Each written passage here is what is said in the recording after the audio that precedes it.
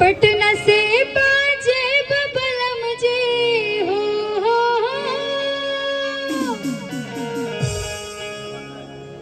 पटना से बाजे बबलम जी आरा से होठ लाले तमंगाई दी छपरा से तमंगाई दी छपरा से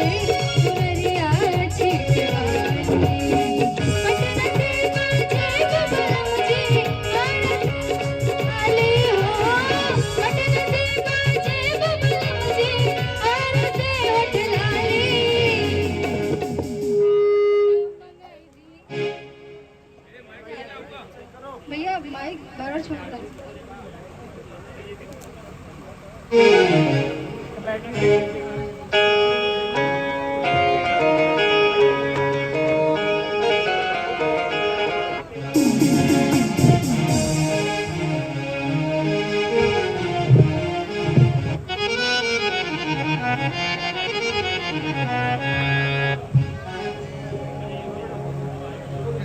hello hello hello hello hello hello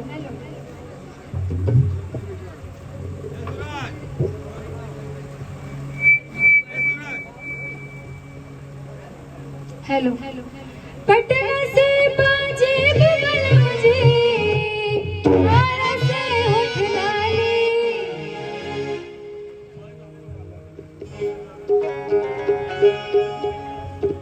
Patna से